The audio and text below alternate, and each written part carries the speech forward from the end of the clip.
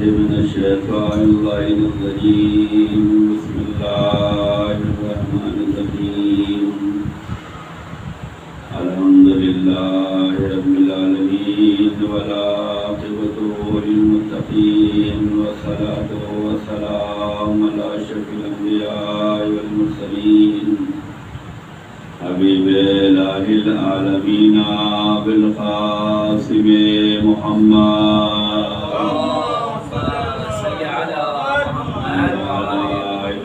الطيبين الطاهرين المعصومين المظلومين السلام على الحسين وعلى علي بن الحسين وعلى أولاد الحسين وعلى أصحاب الحسين لعن الله أمة قتلتك ولعن الله أمة سمعت بذلك فرضيت به يا مولا يا أبا عبد الله إني سلم لمن سالمكم وحرب لمن حاربكم وولي لمن والاكم وعد لمن عاداكم إلى يوم القيامة أما بعد فقد قال الإمام الصادق عليه السلام من أراد الله بالخير كتب في قلبه محبت الحسین و زیارت صلوات و محمد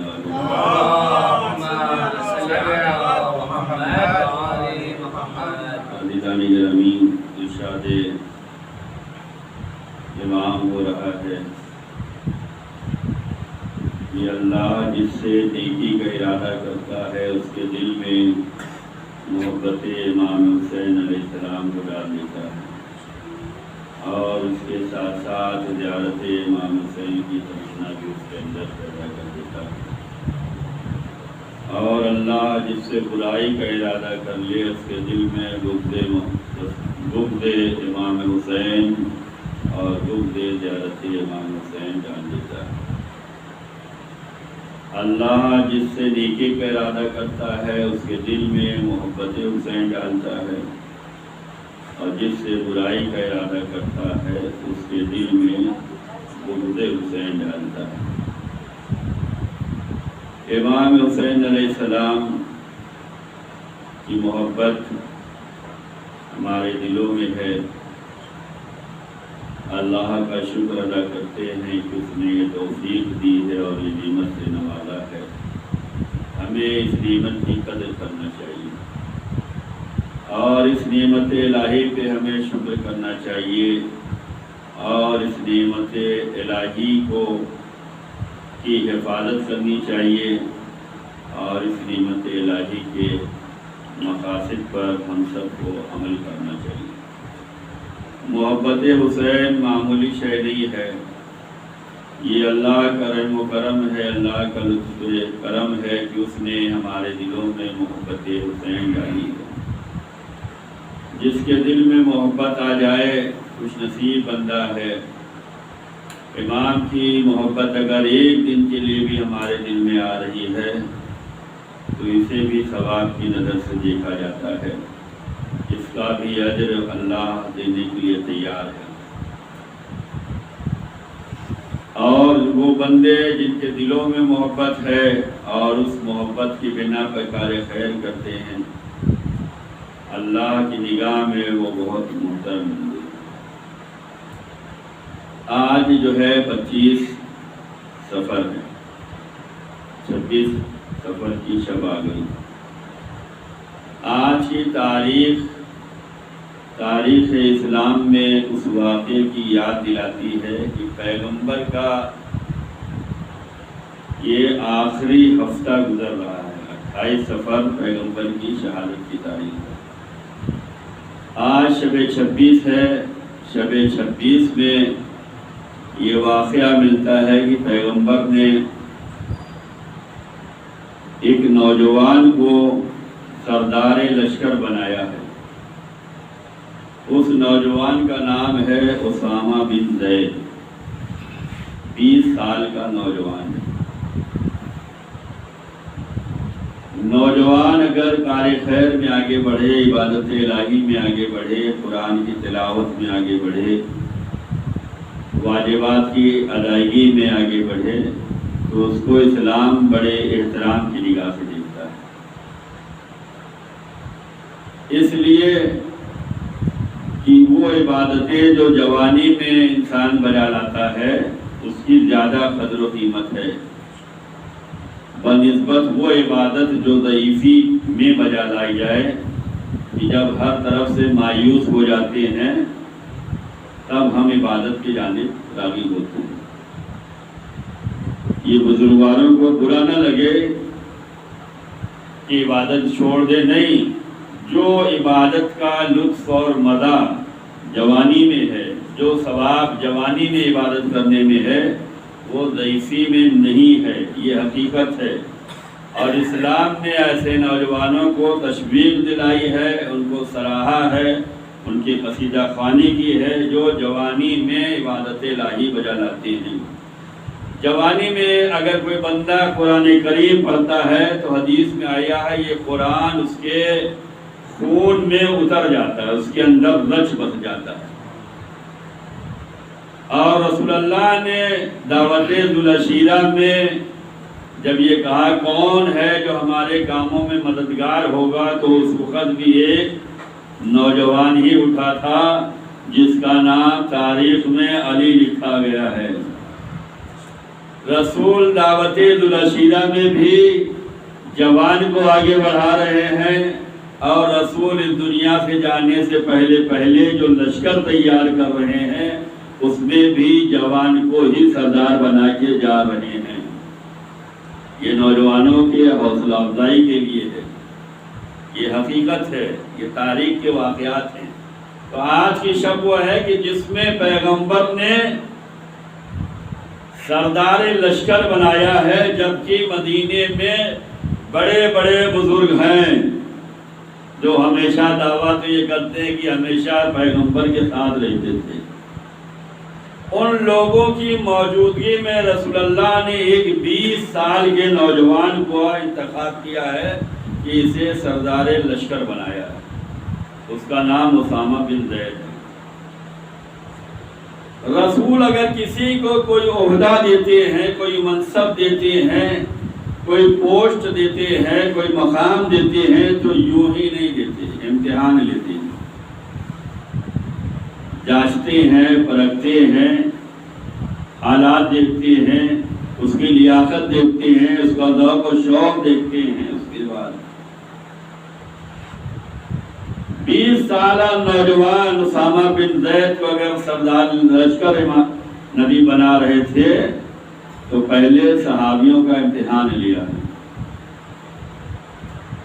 قرآن کمپلیٹ ہو چکا ہے، قرآن جمع کر لیا جا چکا ہے، جتنی آیتیں نازل ہونی تھی، جتنی صورتیں نازل ہونی تھی، سب یہ کام مکمل ہو چکا ہے۔ نبی کا آخری دور ہے، 2 یا 3 دن باقی ہے رحلت میں، شہادت میں۔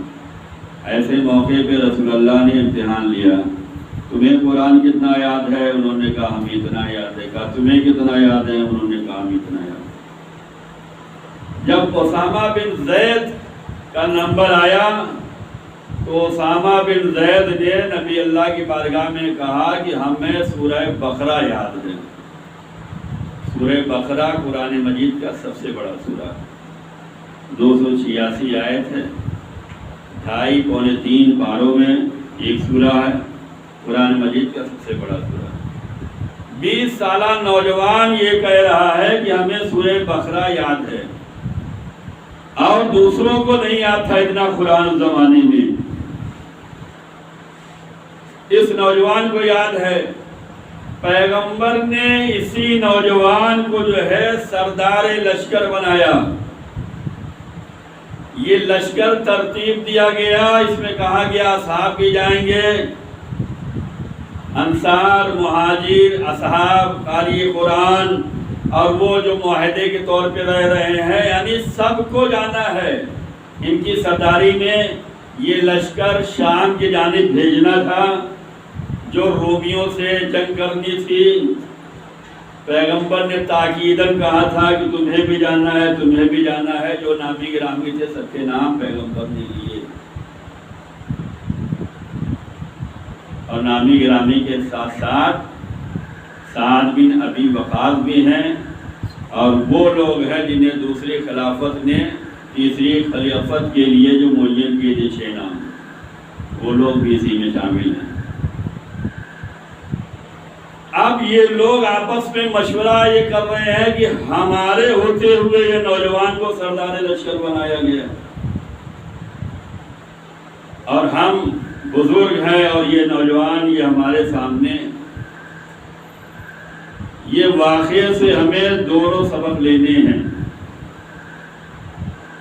دونوں کا مطلب مثبت بھی اور منفی، فائدہ کیا ہے اور نقصان کیا ہے، ہمیں دونوں رخ دیکھنا ہے۔ جہاں اسلام امر بالمعروف کا حکم دیتا ہے وہیں نہیں عن المنکر کا بھی ہے، جہاں اسلام واجبات ہمیں سکھلاتا ہے وہیں اسلام ہمیں جو ہے حرام سے بچنا بھی سکھاتا ہے، جہاں ہمیں اسلام نے سچ بولنے کے لیے کہا ہے وہیں جھوٹ نہ بولنے کے لیے بھی کہا ہے، جہاں ہمیں حق دکھلایا ہے وہیں اس نے باطل سے بچنے کے لیے بھی کہا ہے، جہاں حق پرستی کی دعوت دی ہے وہیں باطل پرستی سے روکا بھی گیا ہے، یعنی دونوں اینگل سامنے ہمیں رکھنے ہیں۔ پیغمبر نے 20 سالہ نوجوان کو آخری عمر میں سردار لشکر بنایا، اور تاکید کی سب کو جانا ہے، کوئی رکے نہیں، کوئی انحراف نہ کرے، کوئی اختلاف نہ کرے، کسی کا کوئی بہانہ نہیں چلنے والا ہے۔ آیا اس نوجوان کی عظمت ہے یا نہیں ہے؟ یہ نوجوان رسول کی نگاہ میں مرتبہ رکھتا ہے یا نہیں رکھتا ہے؟ یہ واقعہ پیش کرنے کا مقصد یہ ہے، اور آج کی تاریخ دہرانے کا مقصد یہ ہے کہ زندگی کے ہر پہلو پر ہمیں نگاہ رکھنی ہے، اور ہمیں اپنے حال اور مستقبل کا خیال رکھنا ہے۔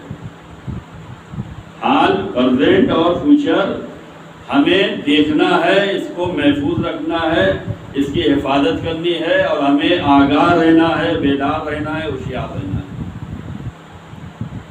بڑے بڑوں کے ہوتے ہوئے 20 سالہ نوجوان کو سردار لشکر بنا دیا، اس کی لیاقت دیکھی، اس کی تعلیم دیکھی، اس کا قرآن دیکھا، اس کے جذبے کو دیکھا، اور کہا کہ ہم تمہیں سردار بنا رہے ہیں، شام کی جانب جاؤ اور رومیوں سے جنگ کرو، اور یہ کہا جو نہیں جائے گا اس کے سرداری میں، جو لشکر نہیں جوائن کرے گا، اس پر جو ہے وہ لعنت خدا برسے گی۔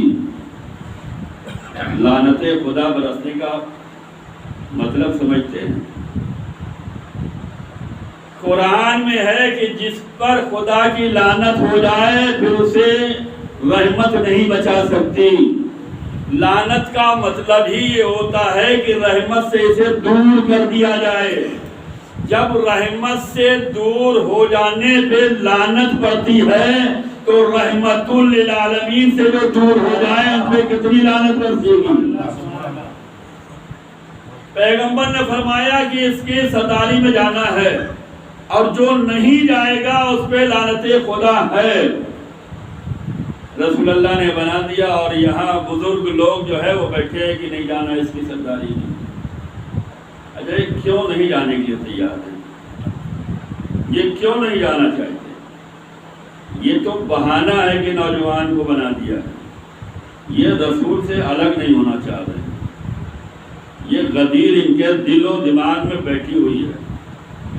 یہ دیکھ کے آئے ہیں کہ غدیر میں جو ہے رسول اللہ نے کھل کر اعلان کر دیا ہے، لہذا اب ان کا ساتھ نہیں چھوڑ سکتے۔ اگر تھوڑا سا ہم ان سے ہٹے تو بڑا مضبوط کام کر کے پیغمبر جانے والے ہیں، اور حالت مرض سے گزر رہے ہیں، بیماری کے عالم میں ہیں، نہ جانے ہم ادھر جائیں اور ادھر مدینے میں کیا ہو جائے۔ تو یہ اپنے اپنے پلان پر عمل کر رہے تھے کہ ہمیں چھوڑنا نہیں ہے، یہ جیسے جائیں گے ویسے ہمیں قبضہ کر لینا ہے ہر چیز پر۔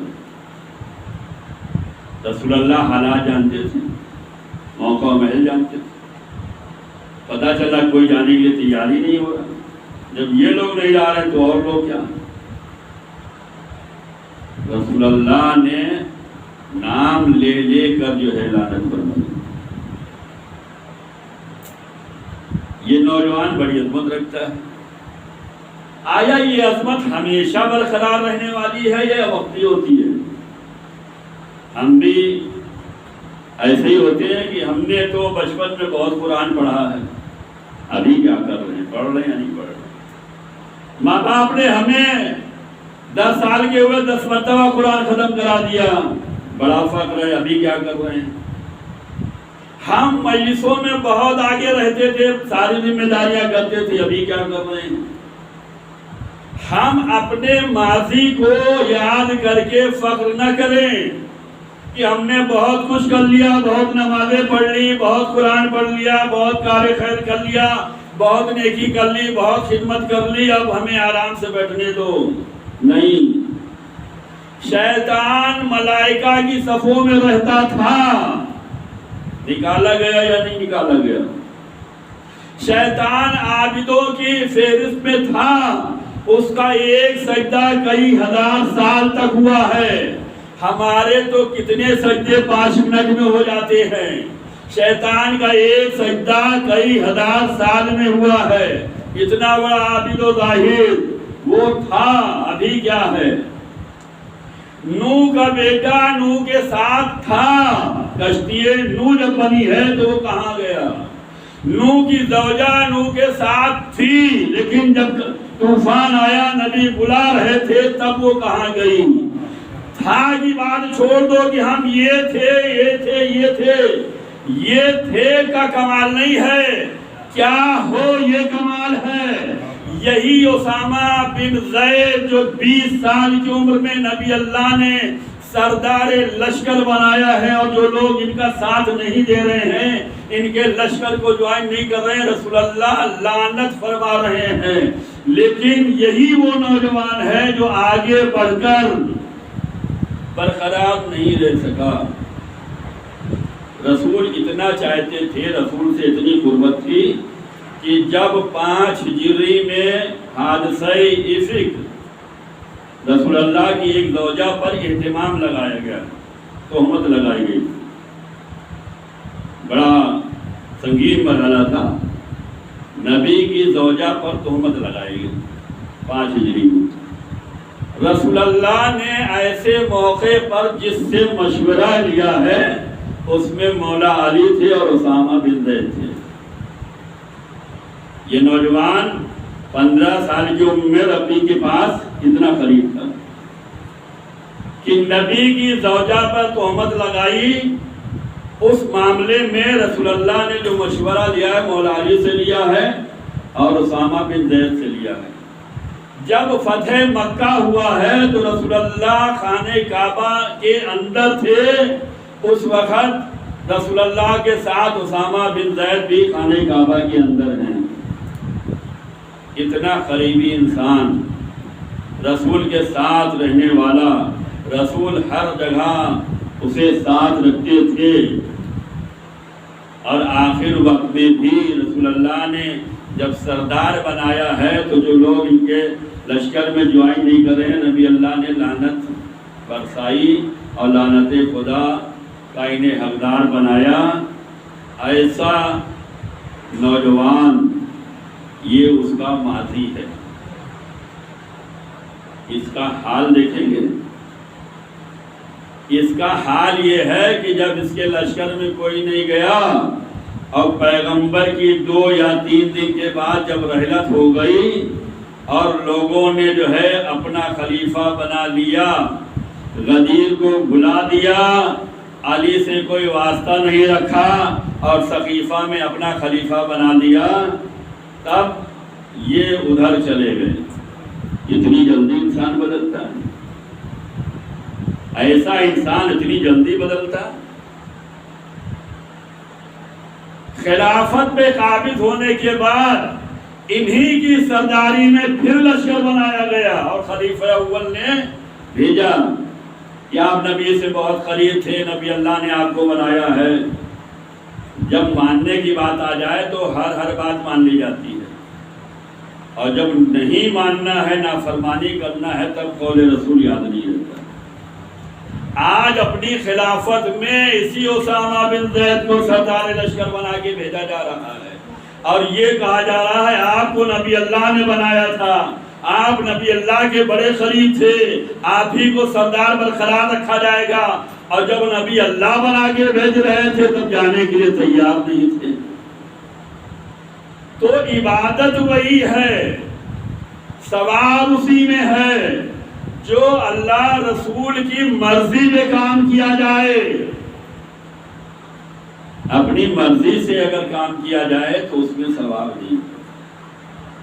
جب پہلی خلافت پہ قابض ہو گئے تو انہی کو سردار لشکر بنایا، اور اس کے بعد لوگ گئے، اور جو لوگ نہیں جا پائے تھے وہ بعد میں پیدل گئے کہ لشکر جوائن کرنا ہے۔ کیوں؟ اب تو حکومت ہم لوگوں کے ہاتھ میں ہے، اب تو محنت کرنی پڑے گی۔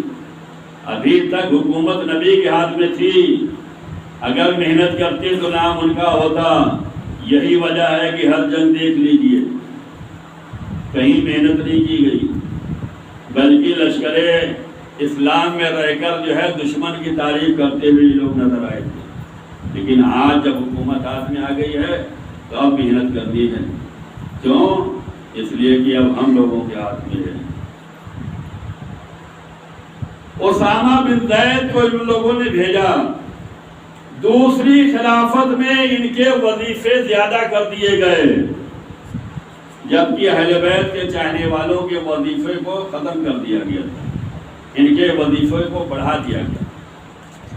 تیسری خلافت میں انہیں عہدہ دے دیا گیا، مصر کا حاکم بنا دیا گیا، اور جب چوتھی خلافت پہ مولا کے پاس پھر خلافت پلٹ کر آئی ہے اور خلافت نے قدم بوسی کی ہے مولا کی، تو یہ اسامہ بن زید ان لوگوں میں ہے جنہوں نے علی کے ہاتھ پہ بیعت نہیں کی۔ اس میں عبداللہ ابن عمر بھی ہیں، اس میں اسامہ بن زید بھی ہیں، اس میں سعد بن ابی وقاص بھی ہے، عمر سعد کا باپ بھی ہے۔ ان لوگوں نے مولا علی کے ہاتھ پہ بیعت نہیں کی۔ یہ واقعہ ہمارے لیے دعوت فکر ہے کہ ہم جو ہے فقط فضائل نہ دیکھیں، فقط ماضی نہ دیکھیں، بلکہ ماضی کے ساتھ ساتھ حال دیکھیں۔ تم کیا تھے ہمیں اس سے مطلب نہیں ہونا چاہیے، تم ابھی کیا ہو یہ دیکھنے کی ضرورت ہے۔ اسامہ نبی سے اتنے قریب تھے کہ جو ان کے ساتھ نہیں جانے کے لیے تیار تھا، نبی کی زبان سے لعنتیں جاری ہوئی ہیں، لیکن یہی اسامہ وہ ہیں کہ جب علی کے ہاتھ پہ بیعت کرنا پڑی ہے تو نبی کے ہاتھ پہ بیعت کرنے کے لیے تیار نہیں۔ اور جب مولا علی جنگ جمل کے لیے نکل رہے تھے تو انہوں نے مولا علی کے ساتھ بھی نہیں دیا۔ انہوں نے کہا کہ جو لا الہ الا اللہ کہے گا میں اس کے ساتھ کبھی نہیں جنگ کے لیے نکلوں گا، اسے کبھی نہیں ماروں گا۔ اتنے اللہ والے بن کر نہ رہیے، اتنے بچے مسلمان نہ ہو جائیے کہ امام وقت میں بلائے رسول آواز دیتے رہے اور آپ کہیں نہیں بھائی اسلام میں جان کا بچانا بہت ضروری ہے، واجب ہے، ہم تو پہاڑ پر ہی چڑھے رہیں گے۔ نہیں، یہ ایمان نہیں ہے۔ نبی بلائے تو پہاڑ سے اتر کر آ جانا کمال ہے، جان بچانا کمال نہیں ہے۔ امام اگر جنگ میں جانے کے لیے بلائے تو یہ بہانہ نہیں چلے گا لا الہ الا اللہ کہنے والے ہیں ہم قطار میں نہیں جا سکتے، نہیں۔ اور مولا علی ایسے لوگوں کو چاہتے بھی نہیں۔ عمار یاسین نے اصرار کیا کہ ان سے بیعت لی جائے، ان سے بات کی جائے، مولا علی نے کہا چھوڑ دو ان کو ان کے حال میں۔ یہ سب جانتے ہیں جب یہ عمل کی منزل پہ نہیں ہے تو انہیں چھوڑ دو ان کے حال پر۔ تو 26 صفر وہ واقعہ یاد دلاتا ہے کہ پیغمبر نے جانے سے پہلے لشکر تیار بھیج رہے تھے، لیکن لوگوں نے مخالفت کی، لوگوں نے رسول اللہ کا دل دکھایا، حکم رسول کی نافرمانی کی، رسول اللہ کو اذیت پہنچائی۔ ایک دن پہلے قلم و کاغذ نہیں دے رہے ہیں، دوسرے دن لشکر میں جانے کے لیے تیار نہیں ہو رہے ہیں۔ یہ ان کے باطل منصوبے تھے جس پر یہ زیادہ عمل کرنا چاہتے تھے، اطاعت خدا رسول پہ اتنا عمل نہیں کرنا چاہتے تھے۔ عزیزان گرامی، یہ واقعات ہمیں بیدار، خطیب بن جانا کمال نہیں ہے، شاعر بن جانا کمال نہیں ہے، ذاکر بن جانا کمال نہیں ہے، بلکہ خطیب بننے کے بعد ذمہ داری ادا کرنے جانا کمال ہے۔ خطیب بن جانے کے بعد ذمہ داری کو ادا کیجئے، یہ ذمہ داری ہے۔ شاعر بن گئے یہ کمال نہیں ہے، مدح اہل بیت میں کتنے شعر ہیں یہ کمال ہے۔ چاہے شاعر ہوں، چاہے ذاکر ہوں، چاہے عالم ہوں، چاہے خطیب ہوں، جو کچھ بھی بننا ہو بنیے، لیکن یہ یاد رہے ہر ایک کو اللہ کی بارگاہ میں حاضری دینی ہے، وہاں سوال و جواب ہونے والا ہے۔ تمہاری وجہ سے لوگ کتنے راہ حق پر آئے ہیں، تمہاری وجہ سے کتنوں نے راہ حق چھوڑ دیا ہے، کتنے کامیاب ہوئے، کتنے گمراہ ہوئے، یہ حساب دینا ہے، اللہ کیا حساب دینا ہے۔ عقل مند وہی ہے جو اطاعت خدا و رسول کرے۔ جہاں عقل ہوتی ہے، اسلام کے سارے قانون ان لوگوں پہ ہیں جو عاقل ہیں، بالغ ہیں، آزاد ہیں، باقی تو بہت سے شرائط ہیں۔ نماز آپ پہ واجب ہوگی جب آپ بالغ ہوں گے، عاقل ہوں گے، آزاد ہوں گے۔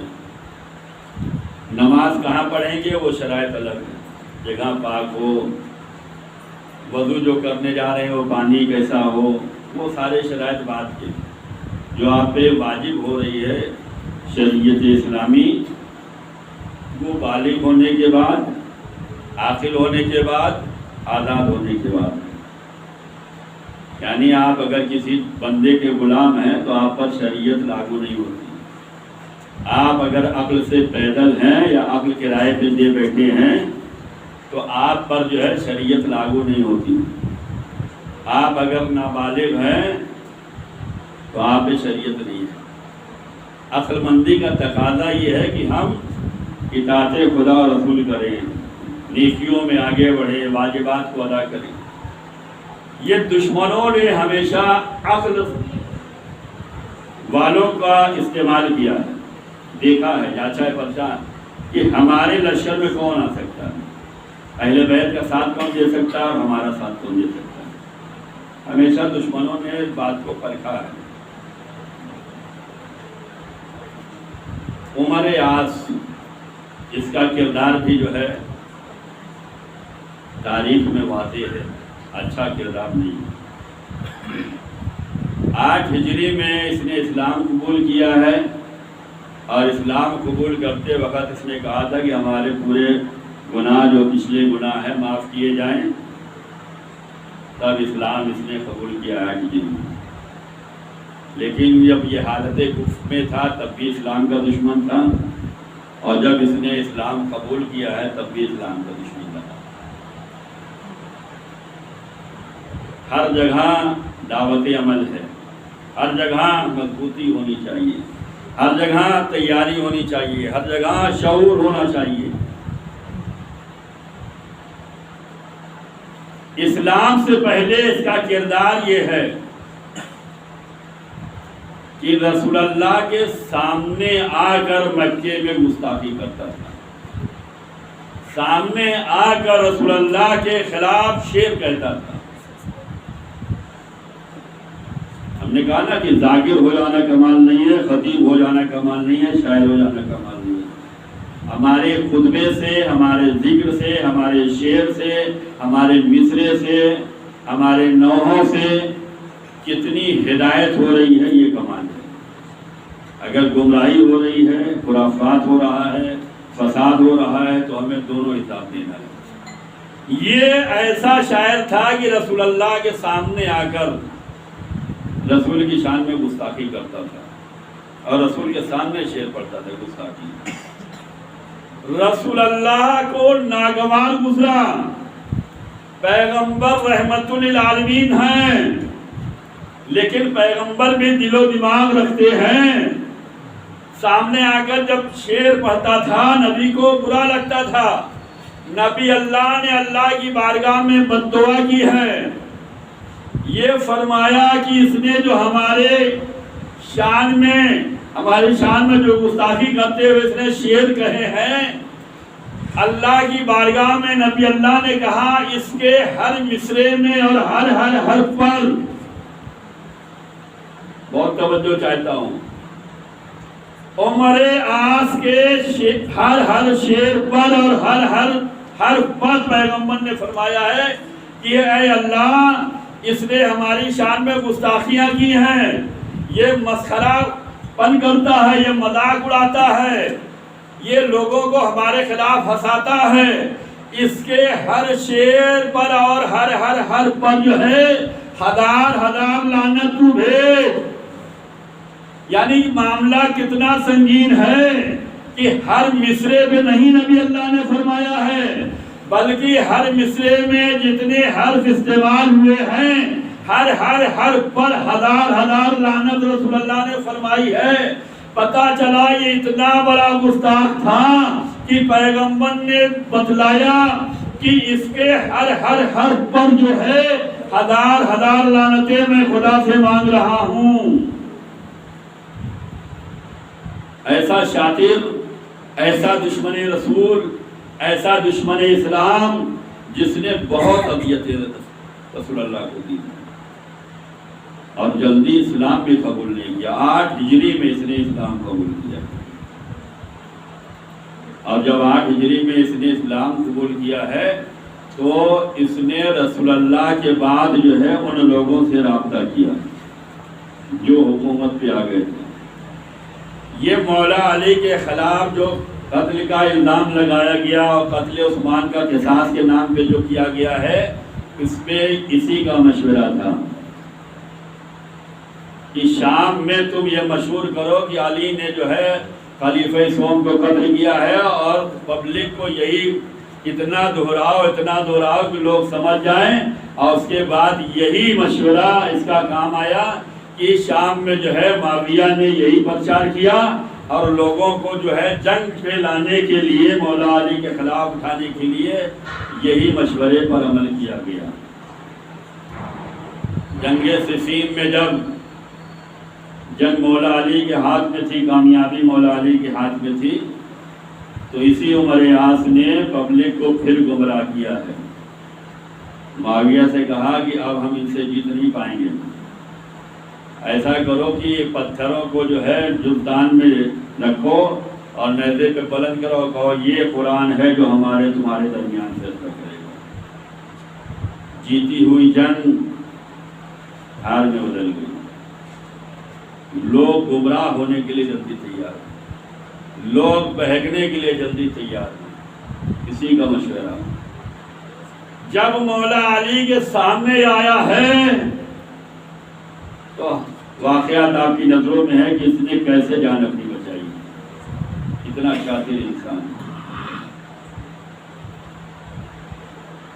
معاویہ کو مشورہ دے رہا ہے کہ آپ علی سے جنگ کرنے جا رہے ہیں، پہلے اپنے لشکر کو آپ جانچ لیجیے۔ عقل کی بات آئی تھی نا، اسلام عقل مندوں کے لیے ہے۔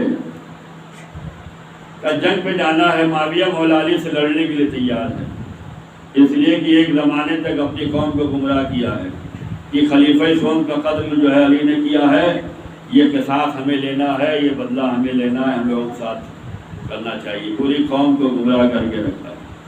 عمر عاص سے مشورہ کیا گیا کہ ہم اپنی قوم کو آزمائیں کیسے، تو عمر عاص نے مشورہ دیا کہ ہم اپنی قوم کو آزما سکتے بہت آسانی سے۔ کہا بتاؤ، آیا یہ ہمارے راستے پہ چلیں گے یا نہیں چلیں گے، ان پہ بھروسہ کر سکتے ہیں، یہ علی سے لڑ سکتے ہیں یا نہیں لڑ سکتے؟ کہا ایک مشورہ دیتا ہوں، یہ اس مشورے پہ پتہ چل جائے گا کہ آپ کے ساتھی کیسے ہیں۔ کہا ٹھیک بتاؤ۔ کہا ایسا کرو کہ تم یہ حکم نافذ کر دو کہ اب جو کوئی کدو کھائے تو کدو کو کاٹے نہیں بلکہ کدو کو ذبح کرے، جیسے جانور ذبح کیے جاتے ہیں۔ اب یہ کیوں؟ کہا اگر انہوں نے تمہاری بات کو مان لیا کہ کدو اب کاٹا نہیں جائے گا، کدو ذبح کیا جائے گا جیسے جانور ذبح کیا جاتا ہے، تو سمجھ لینا کہ ان لوگوں کے پاس عقل نہیں ہے، وہ وہی مانیں گے جو تم کہو گے۔ اچھا، معاویہ نے شام میں اعلان کرا دیا آج سے کوئی کدو کاٹے گا نہیں، بلکہ کدو جو ہے وہ ذبح کیا جائے گا جیسے جانور ذبح کیا جاتا ہے، اس کے بعد ذبح کرنے کے بعد کدو کھایا جائے گا۔ آپ پورے شام میں یہ حکم نافذ ہو گیا یا بھائی کدو کاٹا نہیں جائے گا، کدو ذبح کیا جائے گا۔ یہ عمر آس کا مشورہ، کیوں؟ ان کی عقلوں کو جانچنا تھا، ان کو پرکھنا تھا۔ یہ ہمارے راستے میں چلتے عقل سے کام لیتے ہیں، ان سے جو کہا جائے وہی کرنے کے لیے تیار ہے یا سوچنے سمجھنے کے اندر صلاحیت ہے؟ تو یہ شام میں ہر ایک کی زبان پہ یہی ہے، بھائی کدو کاٹا نہیں جائے گا، ذبح کیا جائے گا۔ اور یہ خبر پھر جو ہے عراق پہنچی، جب عراق میں پہنچی کہ بھائی کدو ذبح کیا جاتا ہے، تو مولا علی کی بارگاہ میں جو ہے مولا علی کی حکومت تھی کوفے میں، وہاں ایک چاہنے والا پوچھا مولا کدو ذبح ہوتا ہے یا کاٹا جاتا ہے؟ تو مولا نے کہا کدو کاٹا جاتا ہے، ذبح نہیں کیا جاتا۔ وہاں تو ایسا ہو رہا ہے، کہا وہاں شیطان اپنا کام کر رہا ہے۔ تو یہ اتنا شاطر انسان کہ اس نے قوم کو گمراہ کرنے کے لیے کتنے ہیلے اور بہانے تراشے ہیں۔ تو ہمیں کسی کے ماضی پہ اتنا فخر کرنے کی ضرورت نہیں ہے، ہمیں اپنے ماضی پہ بھی فخر کرنے کی ضرورت نہیں ہے، ہمیں اپنے حال کو دیکھنا ہے، حال کی حفاظت کرو اور مستقبل کو بہتر بنا جاؤ۔ ہم کتنے بڑے ادادار تھے، ہم کتنا کار خیر میں آگے تھے، اس پہ فخر نہ کرنا، ہم کتنے بڑے ادادار ہیں یہ دیکھنا ہے، اور کتنی اداداری کر سکتے ہیں یہ دیکھنا ہے۔ ایک صلوات پڑھ دیں۔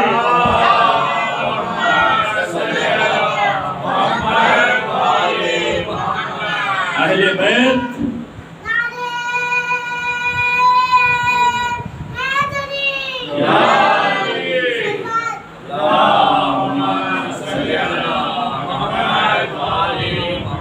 عزیزان گرامی، یہ واقعات ہمیں نصیحت کر رہے ہیں۔ یہ واقعات کیوں سنائے جاتے ہیں؟ یہ اسی لیے تاکہ بیداری رہے، یہ اسی لیے تاکہ ہوشیاری رہے، یہ اسی لیے ہے تاکہ انسان اس سے کچھ سیکھتا رہے، یہ اسی لیے ہوتا ہے تاکہ انسان اپنی عقل کا استعمال کرتا رہے۔ دشمنان اسلام نے ہمیشہ بے وقوفوں کو ہی بے وقوف بنایا ہے۔ اس کا مطلب یہ ہے کہ عقل مند انسان کم ملے، در اہل بیت اگر کم ملے ہیں لیکن کمال والے ملے ہیں، شرف والے ملے ہیں، بزرگی والے ملے ہیں۔ اہل بیت کو ہر انسان نہیں چاہیے، اہل بیت کو ایسا انسان چاہیے جس کے اندر سوچنے سمجھنے کی صلاحیت ہو، جو فیصلہ لے سکتا ہو، جو حق اور باطل میں تمیز کر سکتا ہو، جو جھوٹ اور سچ کو سمجھتا ہو، جو حق اور باطل کو دیکھے اور فیصلہ کرے ہمیں کہاں جانا ہے۔ امام کو ایسے افراد کی ضرورت تھی۔ یہی وجہ ہے کہ ہر دور میں در اہل بیت پر آنے والے کم ملے۔ در اہل بیت معمولی جگہ نہیں ہے۔ اس در پر آنے کے بعد انسان کو وہ کام کرنا ہے جو اللہ رسول سے قریب کر سکے، انسان کے عقیدے عمل کو مضبوط کر سکے، انسان کو جو ہے مضبوط ہو سکے، انسان آگے بڑھنے کی کوشش میں رہے۔ عزاداروں، کربلا میں ایسے ہی لوگ تھے، نصرت امام کے لیے جو لوگ آئے ہیں وہ ایسے ہی تھے کہ وہ حق و باطل کو سمجھ رہے تھے، وہ سچ اور جھوٹ کو سمجھ رہے تھے، وہ جنت اور جہنم کو سمجھ رہے تھے کہ اگر ہم نے نصرت امام کی ہے تو جنت ملنے والی ہے، نصرت امام کی ہے تو یعنی حق پر ہیں، نصرت اسلام کی ہے یعنی خدائی راستے میں ہیں، اگر امام حسین کا ساتھ دے رہے ہیں تو خدا رسول کو خوش کر رہے ہیں، اور اگر یہ حسین کی نصرت سے ہم نے قدم روک لیا، یہی وجہ ہے تاریخ میں بہت سی خواتین کے کردار ملتے ہیں کہ انہوں نے اپنے شوہروں کو بیدار کیا ہے، اگر آپ نصرت حسین کے لیے نہیں جا سکتے، یہ چوڑیاں لے لو، یہ چادریں لے لو، تم پہن لو، ہمیں جانے دو۔ کیوں؟ جس کو نصرت حسین کا جذبہ مل جائے پھر اسے کوئی چیز نہیں روک سکتی، اسے کوئی قید نہیں کر سکتا۔ وہ اس کی فکر ہی ہوتی ہے کہ ہم یہاں پہنچیں اور پہنچ کر امام پر اپنی جان قربان کر دیں۔ کربلا آج بھی ہے، حل من ناس ینصرنا کی آواز آج بھی ہے۔ حسین کے لشکر میں اگر آنا ہے تو واجبات کی ادائیگی کر لو، لشکر حسین میں ہو۔ حسین کے لشکر میں آنا ہے تو وقت نماز کی پابندی کر لو، لشکر حسین میں ہو۔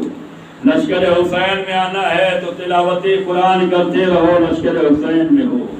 اگر لشکر حسین میں آنا چاہتے ہو، کربلا آنا چاہتے ہو، کربلا والوں میں شامل ہونا چاہتے ہو تو حرام سے بچتے رہو۔ اس دور کا ستم یہ تھا کہ تیر اور تلوار کا مقابلہ کرنا تھا، آج کا امتحان یہ ہے کہ حرام سے بچنا ہے۔ اگر حرام سے بچ رہے ہو تو تم کربلا کے میدان میں حسین کے ساتھ ہو۔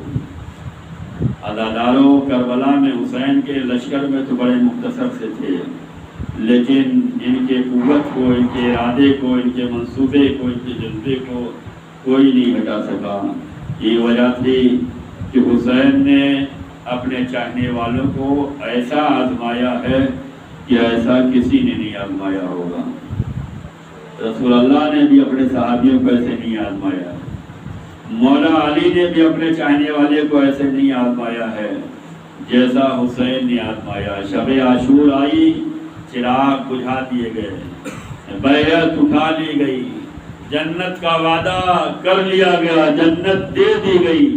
اب حسین جنت دینے کے بعد، بیعت اٹھائے جانے کے بعد، شمع بجھانے کے بعد یہ کہتے ہیں کہ ہم نے تمہیں آزما لیا ہے، اب جس کا دل چاہے چلا جائے، بیعت اٹھائے لے رہا ہوں، جنت دے رہا ہوں، شمع بجھا دے رہا ہوں۔ جانے میں شرمندگی نہ ہو، جانے میں احساس کمتری نہ ہو کہ مولا دیکھ رہے ہیں۔